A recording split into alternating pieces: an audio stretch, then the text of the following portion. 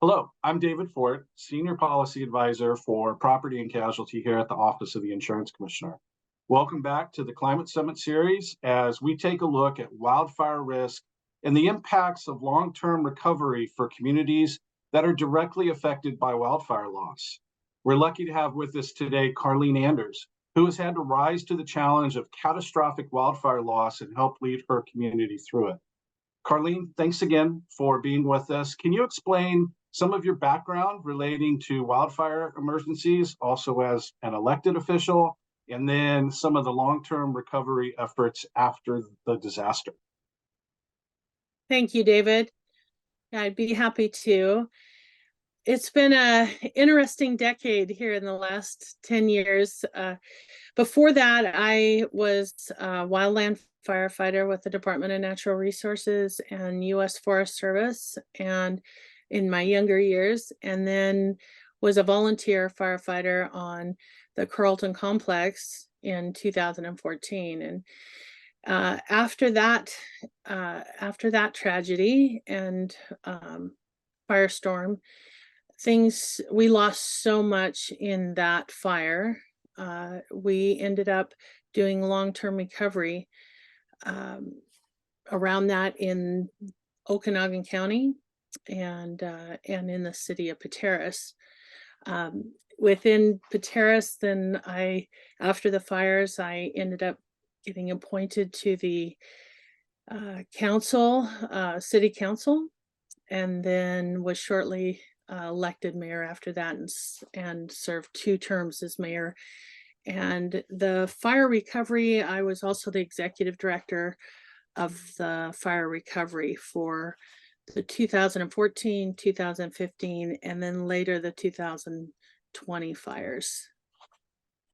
And would you tell us a little bit about the type of recovery work these groups have done over the years? And for the 2014 and 2015 long-term recovery groups, have they fulfilled their mission? Yeah, it's been the same group that's done all 5 counties throughout the whole process. But we just kept adding on a new situation, new group of folks that needed recovery and help. So we covered Okanogan, Chelan, Douglas, Ferry, and Stevens counties on the recovery. And we are basically done with 14 and 15. It basically takes 10 years to recover from a significant wildfire, and the rebuild process is done. We just finished the 2020 wildfire rebuilds as well, but still have work to do around that. At the time, 2014 and 2015, when these long-term recovery groups were formed, is it accurate to say that fire at that time was kind of it created a new dynamic due to the devastation that it caused? And when you were forming them, what were some of the obstacles you saw your community members experiencing? Yeah, that was a whole level of devastation that I'd never seen here in Washington. And even having been on wildfires for 30 years, I'd never been a part of a wildfire that had acted that way and then had so much loss. So the damages were in layers. And it wiped out communities, and it also left individuals here and there smattered in between.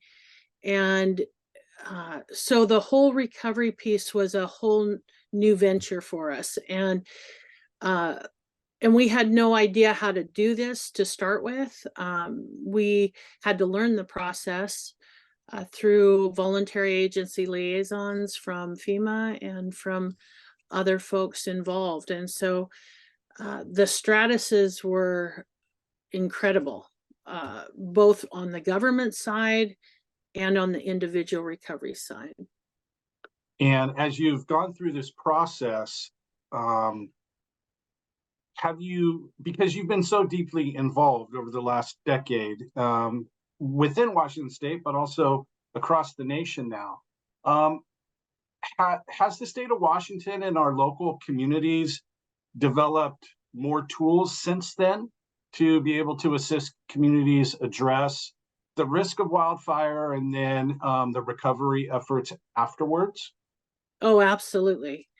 In 2014, we were very siloed in our agency interactions, and we were also, I think, really unaware of what it could really look like if we did not have interconnectivity between agencies and everyone working on the same page. And from 2014 to 2015, there was a huge increase just between those 2 years. And I think because the wildfire in 2014, it was 4 different strikes that came together into one fire that was 256,000 acres.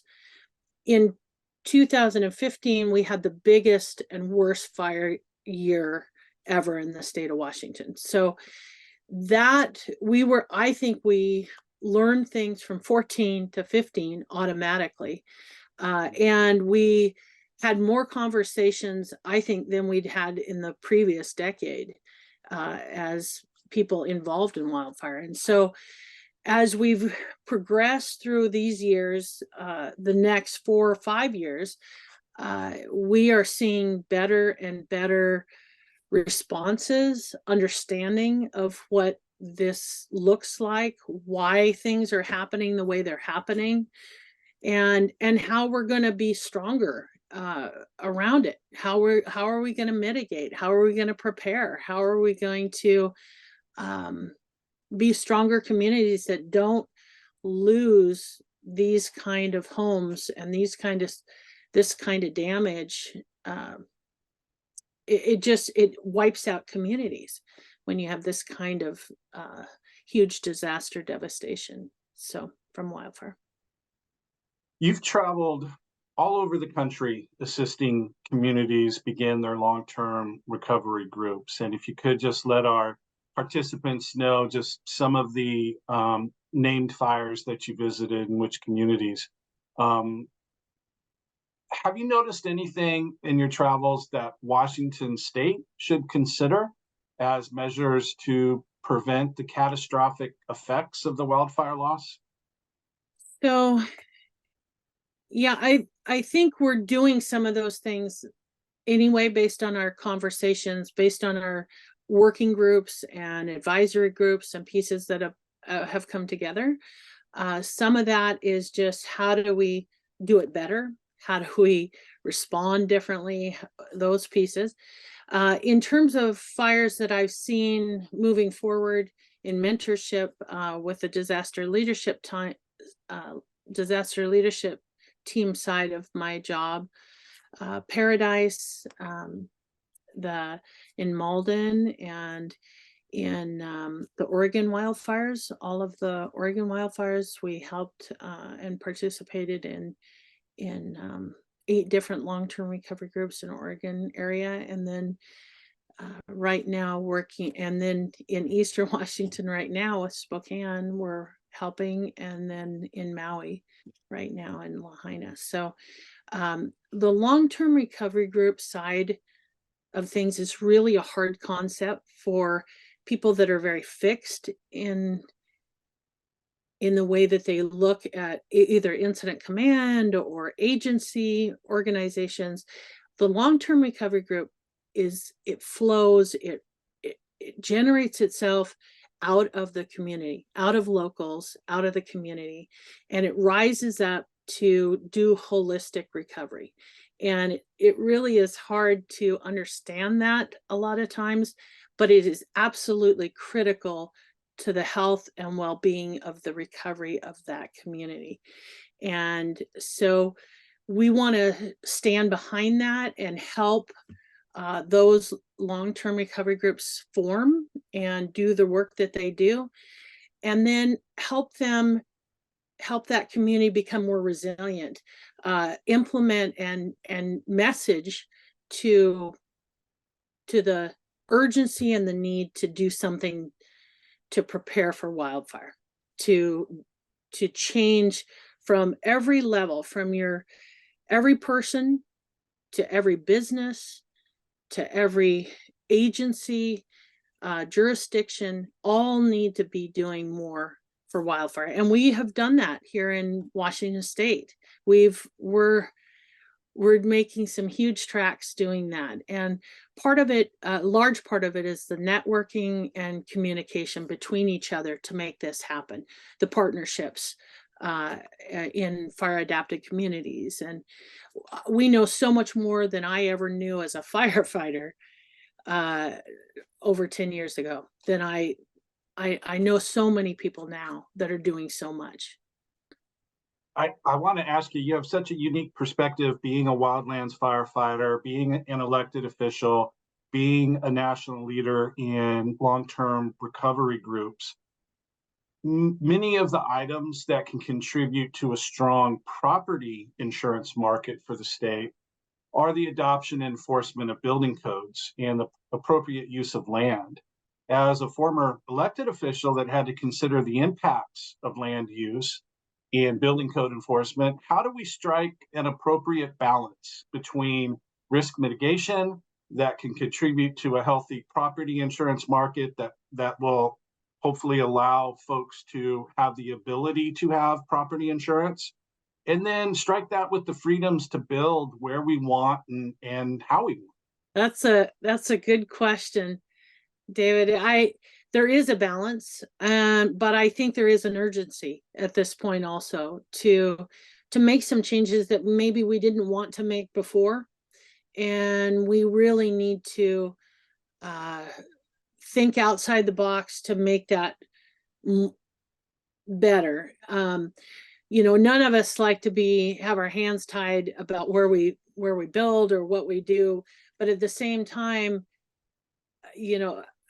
we've seen people that rebuild a house on the same beach that gets hit again and again and again in a flood. If we're putting that into wildfire, it's time that we look at how we home hardy ourselves, each home, and how do we change our beliefs to accommodate. And so I would prefer that people do it automatically without being forced to or told to. But I think there are some, I think new builds, I think new possibilities in areas that are woody or areas that have high risk. I think we need to also make some changes there to make things more safe for everybody involved. If you have neighbors that are not interested in doing fire adapted communities and change, then that puts your home at risk. And I would never, I can tell you 10 years ago, I would never have even worried too much about that. But seeing these firestorms now and seeing them year after year after year, and having 4 nationally declared fire disasters burning over 1 million acres in the last 9 years, it has to change. Things have to change. People have to do something different. And it's really important that that people think more about how they're going to survive something than maybe the restrictions around it. But I just anyway, I just know that as people try and clean up their properties and do their work that they're doing, they want to know that they're going to be safer. And I think even with Medical Lake, Medical Lake had more insured properties than a lot of the other disasters that we've been seeing. And so Yeah, that's true. everyone is trying to make it better. And we just really want to make sure that we understand and know how to make that happen and not have people panic and be dropped for certain things. And we've advocated for that for 9 years, and that's been part of our programming, but it's sometimes it's really difficult when yeah, when you don't know if you can stay insured. And the West Coast oftentimes has said, why don't they just get insured? Well, here in Eastern Washington, it's easier said than done sometimes. Carlene, thank you so much today for your time. We really appreciate the perspective that you provided. And for everyone else, please stand by for the next follow-up episode on the Climate Summit series as we take a kind of a deeper look into wildfire risk. Thanks again.